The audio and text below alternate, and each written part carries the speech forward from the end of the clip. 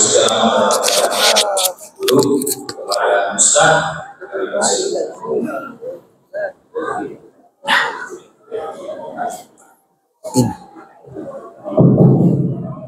الفاتحة. أن الله يتقبل الصلاة والدعاء، ثم إلى أرواح والدينا ووالديكم وأمواتنا وأمواتكم وأموات المسلمين أجمعين، وإلى حضرة النبي محمد صلى الله عليه وسلم، ثم إلى إخوانه من الأنبياء والمرسلين وأهل بيت الطيبين الطاهرين، وإلى أصحاب رسول الله أجمعين، وإلى حضرة الرسل كما على الشعب الجيلاني، ثم إلى حضرة روح المهاجر الله محمد بن عيسى، وإلى حضرة الروح الفقيه المقدم الحبيب محمد بن علي بعلوي، وإلى حضرة الروح الفقيه المقدم مثل عبد الرحمن السجاد، ثم إلى حضرة الروح صاحب الراتب الحبيب عمر بن عباس والشيخ علي بن عبد الله بارس، ثم إلى حضرة الروح الحبيب عبد الله بن علي الحداد صاحب الراتب، وإلى حضرة الروح صاحب المرباط الحبيب علي بن حسين بن طاهر، ثم إلى حضرة الروح الحبيب أبو بكر بن محمد السجاد الرئيسي، وإلى حضرة الروح الحبيب علي بن عبد الرحمن الحبشي صاحب كويتان، ثم إلى حضرة الروح سلطان المدار الحبيب سيد بن سالم الجبري، وإلى حضرة الروح الحبيب أبو الرحمن بن عبيد السجاب، وإلى حضرة الروح الحبيب صالح بن محسن الحامد، وإلى حضرة الروح الحبيب سالم بن أحمد الجنان، وإلى حضرة الروح الحبيب سالم بن عبد الله بن أحمد الشاطري، وإلى حضرة الروح الحبيب عبد الله بن إسحاق عين الكريم، وإلى حضرة الروح أستاذي ومربي الحبيب سيد السجاب بن محمد بن عدوس بن سالم الجبري، وأصولهم وفروعهم وذوي الحقوق عليهم أجمعين، أن الله تغشهم برحمة والمغفرة، وأن الله يغفر لهم ويرحمهم ويعلي درجاتهم في الجنة، وينفعنا بأسرارهم وأنوارهم وعلومهم، ويعيد علينا من بركاتهم ونفعاتهم في الدين والدنيا والآخرة. لهم مثل وبحق الفاتحة. إياك نعبد وإياك نستعين، صراط المستقيم صراط الذين أنعمت عليهم. بسم الله الرحمن الرحيم. السلام عليكم ورحمة الله وبركاته. الحمد لله والشكر لله ولا حول ولا قوة إلا بالله. أشهد أن لا إله إلا الله وحده، وأشهد أن محمدا عبده ورسوله ولا نبي بعده. اللهم صل وسلم وكرم وعظم وشرف على سيدنا محمد بن عبد الله وعلى آله وصحبه ومن والاه. أما بعد.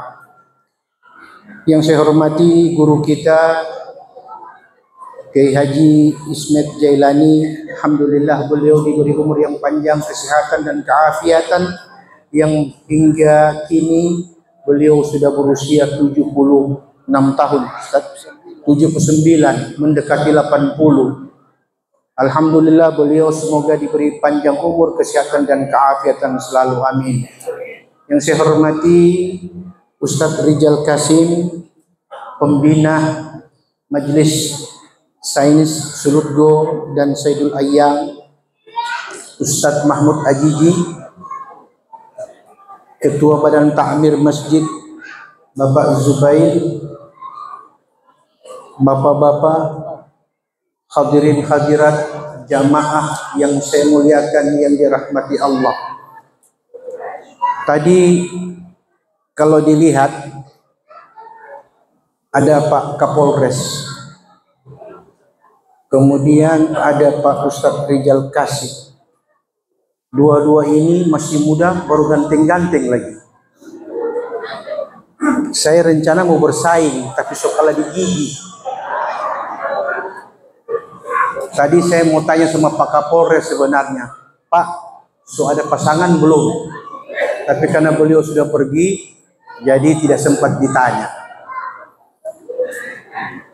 Bapak-bapak, saudara-saudara, ibu-ibu, saudari-saudari yang saya muliakan yang dirahmati Allah. Mohon maaf, tidak seperti biasanya. Kenapa? Ini ada trouble sedikit, ini kaki.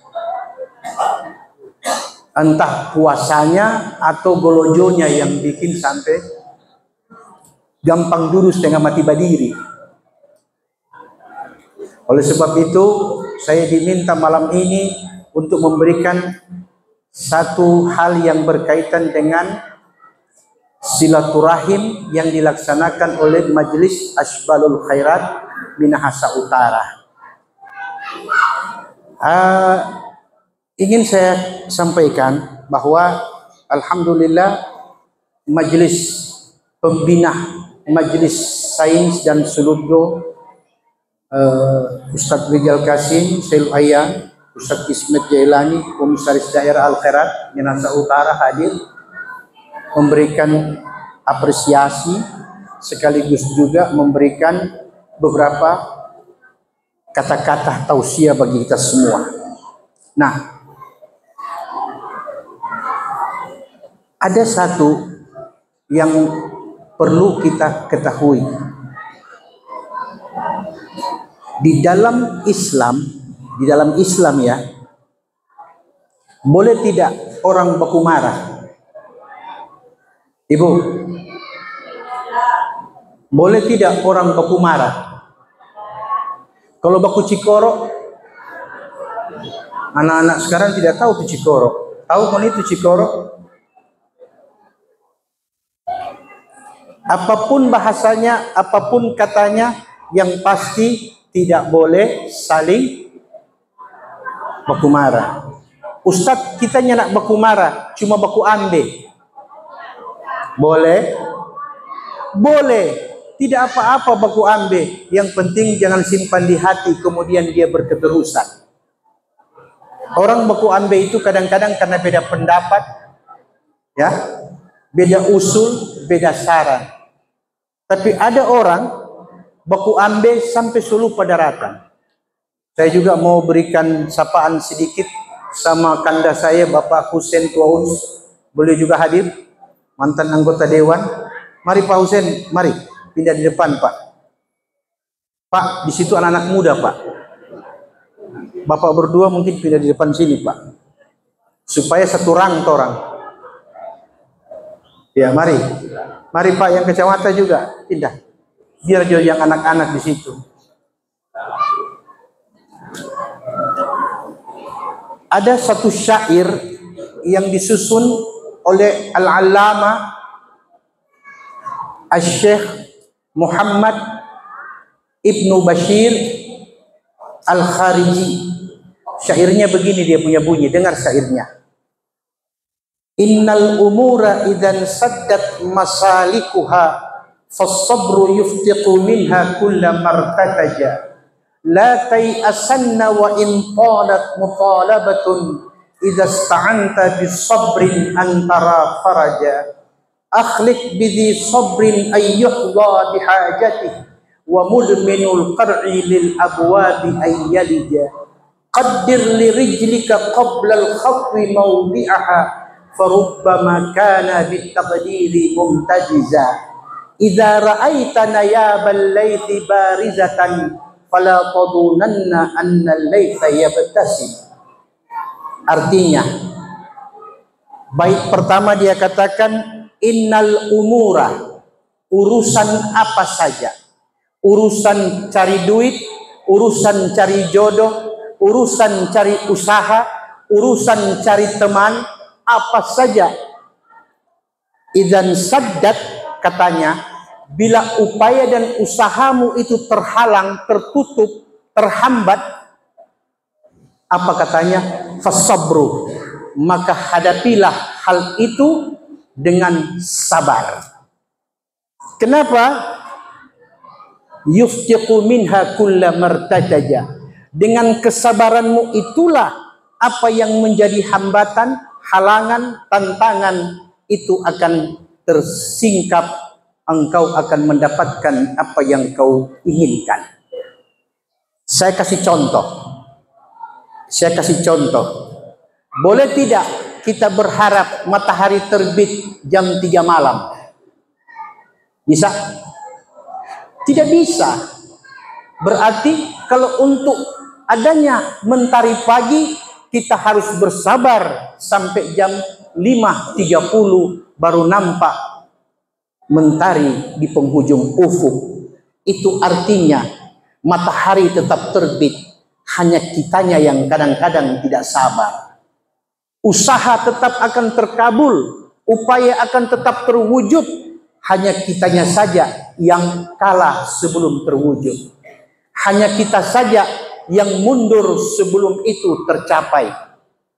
Itu sebabnya Quran surah Al-Baqarah dan Al-Baqarah ayat 153, Al-Baqarah 45 Allah mengatakan, wasta'inu bis sabri was salah wa innaha lakabiratun illa 'alal khashi'in. Al-Baqarah ayat 45. Kemudian Al-Baqarah ayat 153, ya ayyuhalladzina amanu ista'inu bis sabri was salah innallaha ma'as sabirin. Dua ayat di surah yang sama di tempat yang berbeda menjelaskan masing-masing keutamaan antara sifat sabar dan ibadah. Yang pertama, kata Quran, mintalah kepada Allah pertolongan dengan sabar dan salat, karena Allah hanya bersama mereka yang sabar. Berarti ayat ini menunjukkan Allah selalu ada dengan mereka yang sabar, dan yang tidak sabar Allah tidak akan pernah bersama-samanya lagi. Tapi apakah dengan sabar sudah cukup? Oh tidak. Wassalah, kita juga harus berharap adanya doa. As-salah di situ maknanya ada dua. As-salah bimakna ibadah, as-salah bimakna ad-du'a. Sebagaimana yang dikatakan oleh Rasul sallallahu alaihi wasallam, as-salatu bimakna du'a wad du'a mukhul ibadah. Salat itu artinya doa dan otaknya ibadah adalah doa. Berarti di samping sabar mesti banyak doa. Apa cukup sabar doa? Tidak cukup. Tidak cukup. Harus ada ikhtiar, usaha.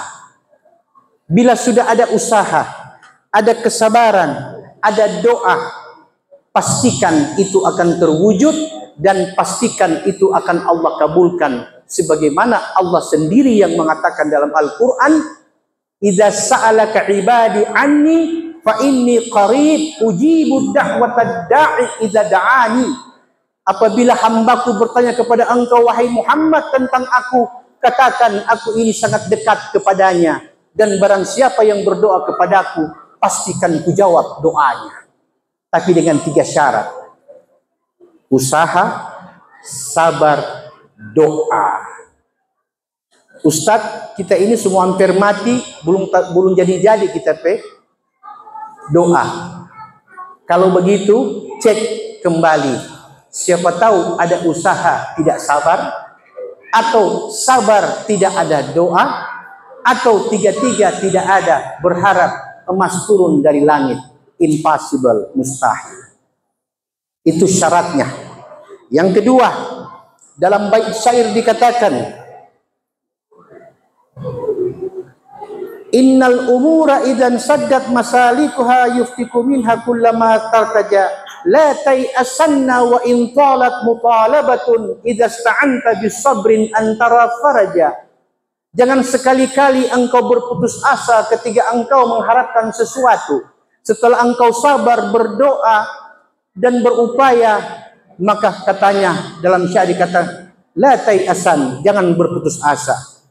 Sekalipun begitu panjang dan lama penantianmu, suatu kelak dengan kesabaran kau akan dapati apa yang tertutup akan terbuka. Betul tidak? Saya tanya kepada ibu-ibu, siapa yang bisa mengalahkan orang pintar? Siapa? Orang yang lebih pintar. Siapa yang bisa mengalahkan orang yang kuat? Orang yang lebih kuat. Siapa yang bisa mengalahkan orang yang cerewet? Yang lebih cerewet. Siapa yang bisa mengalahkan orang yang lucu? Yang lebih lucu. Tapi coba jawab satu. Siapa yang bisa mengalahkan orang sabar? Hanya orang yang lebih sabar. Tapi jarang mau dapat orang yang lebih sabar. Rata-rata kalar ngana. Betul? Nah, malam hari ini kita berbicara tentang bagaimana menghadapi 2025 dengan sabar, usaha, dan doa. Pegawai negeri efisiensi anggaran. Pedagang kurang pendapatan. Petani cuaca berubah secara ekstrim. Nelayan apalagi berharap hujan, tiba-tiba angin berhenti, datang badai berhenti, tidak turun-turun juga ke laut. Inilah 2025, tahun ujian, tahun penantian, tahun harapan. Sebagai umat Islam, kita berpegang pada 3 hal kata Quran: usaha, sabar, doa. Ini semua terkumpul dalam satu gerakan namanya ibadah. Bisa dipaham? Oke. Berikut. Idza ra'aita nayabal laitsi bariza fala tadhunanna anna al-laitsa yabtasi. Bila engkau melihat seekor singa mengeluarkan taringnya, jangan kau kira dia tersenyum padamu. Pernah dia singa kasih keluar taring begini, oh dia tertawa sama kita. Komba dekat. Artinya orang yang telah melewati ujian, telah menghadapi berbagai tantangan, rintangan dan halangan, tapi dia tetap sabar bagaikan singa yang sabar menunggu dan menanti mangsa. Suatu saat pasti akan mangsa lewat di depannya. Itulah waktu ia bertindak. Itulah doa terjawab. Ustadz, kira-kira doa-doa yang bagaimana yang bagus? Tentu ada tanya begitu ya. Doa-doa apa kira-kira Ustadz yang bagus untuk menghadapi keadaan yang sekarang? Quran katakan, walillahil asma'il husna. Allah itu ada nama-nama yang indah. Fad'uhu biha. Karena begitu banyaknya nama-nama Allah, ada 99, maka mintalah kepada Allah dengan 1 atau 2 di antara sifat-sifatnya. Jadi berdoa itu harus sesuai dengan hajat kita. Contoh, ya, saya minta rezeki kepada Allah agar usaha hari ini laku keras. Oke? Jangan minta ya qawiyu ya mati, yang maha perkasa lagi maha mengalahkan. Berarti tidak tepat. Apa yang harus diminta ibu? Ya pertama, ya arhamar rahimin, irhamna. Wahai yang maha pengasih, kasihanilah kami. Itu pertama. Minta kasih Allah dulu. Baru kemudian sebutkan namanya yang bersifat Ar-Razzaq, Tuhan yang memberi. Contoh, mau keluar rumah, Bismillahirrahmanirrahim. Dengan nama Allah Tuhan yang maha pengasih lagi maha penyayang. Buka warung, ya, Allahumma rzuqna rizkan kariman, rizkan halalan, rizkan thayyiban, rizkan mubarakan fih, innaka anta tarzuqu liman tasya' bighairi hisab. Ya Razzaq, ya Razzaq, ya Razzaq. Minimal 3 kali. Ustaz terlalu panjang itu doa, atas tidak hafal. Mau baca juga itu dia. Allahumma barik lana fima razaqtana wa qina adzabannar. Sama. Doa makan. Itu doa makan bukan cuma untuk makan. Mencari juga boleh. Karena artinya begini ibu. Ya Allah, berkahilah rizki yang telah engkau karuniakan kepada kami. Wa qina adzabannar. Jangan sampai rezeki yang haram, yang halal ini bercampur dengan yang syubhat, apalagi haram. Hindarkanlah kami dari azab siksa api neraka. Jadi kalau mau buka warung, Allahumma barik lana fi ma razaqtana wa qina adzabannar. Birman dengar sebelah, dia tertawa. Hihihi. Kenapa? Mengajinya tidak ganap. Itu doa makan. Kayak begitu. Dua-dua salah. Yang satu membaca, dia pikir itu doa bagus. Yang satu masalah sangka, karena dua-duanya ada guru. Inilah gunanya majlis-majlis taklim. Waktunya kita belajar tentang apa dan bagaimana itu agama. Yang terakhir, ketika kita meminta kepada Allah, minta sifat-sifatnya. Contoh, tanah goyang. Ini contoh. Waktu tanah bergoyang, baca apa? Ibu-ibu baca apa bu? Pak? Allahu Akbar. Pantas dia lebih keras. Karena Allah maha besar. Sifat maha besarnya Allah yang anda panggil. Panggil sifat yang lawan daripada itu. Ya Latif, Ya Latif, Ya Latif. Wahai Tuhan yang maha lembut, yang maha halus. Agar Tuhan turunkan skala Richternya. Begitu caranya. Ini tuh orang nyanda.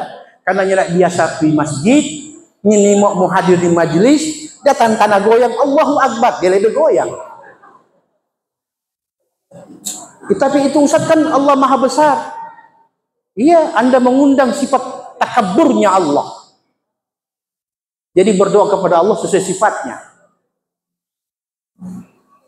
Bisa dipahami? Ya.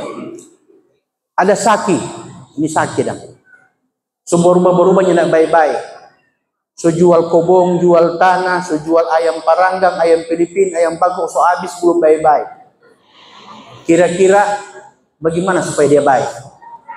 Ya, Pak, Ibu, ketahuilah, ketika Anda sakit, Anda jual rumah, Anda jual kendaraan, Anda jual tanah, Anda jual aset, semua sudah habis, Anda juga belum sembuh. Itu artinya Allah sedang mendidik dirimu bahwa di atas doi ada doa. Tinggal itu yang belum kau lakukan. Ustaz, kita saja berdoa. Iya, ngana berdoa, tapi sambil berdoa berpikir berapa ini resep mau keluar. Bagaimana Anda bandingkan antara doa dan doi? Selama ini kita terlalu yakin dengan doi. Kalau ada doi selesai masalah. Apa benar ada doi selesai masalah? Kalau begitu Anda tidak butuh doa. Itu sebabnya Anda selalu mendapat sesuatu dari Allah tanpa Anda bayangkan. Habis apa yang Anda kumpulkan, kesembuhan belum datang. Itu artinya Allah sedang mengajari kita, gunakan doamu karena engkau hamba yang tidak pernah berdoa kepada Aku. Kalaupun engkau hadir di majelis, engkau hadir di tempat-tempat yang ada berkahnya, engkau berdoa, itu hanya karena engkau mengikuti seremonial, tapi hatimu tidak pernah berdoa. Itu masalahnya. Jadi kalau minta kepada Allah, jangan nanti ada masalah. Orang kan nanti ada masalah. Ya, ada masalah.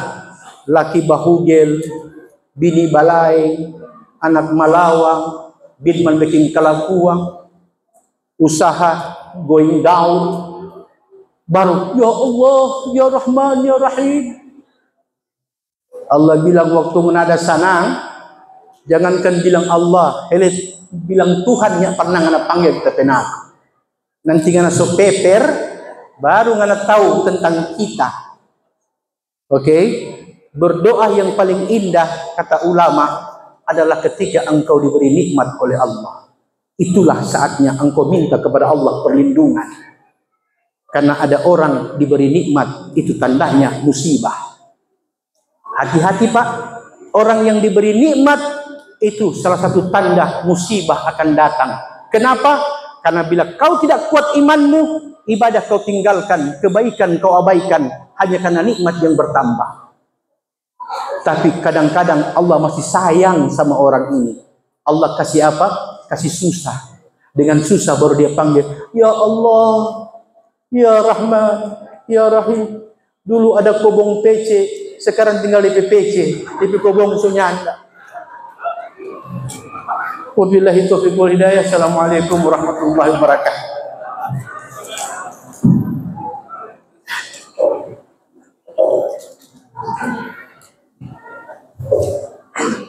Alhamdulillah, tadi apa yang telah disampaikan oleh Ustaz Mahmud Kasim. Selanjutnya kita dengarkan ceramah dari guru kita Ustaz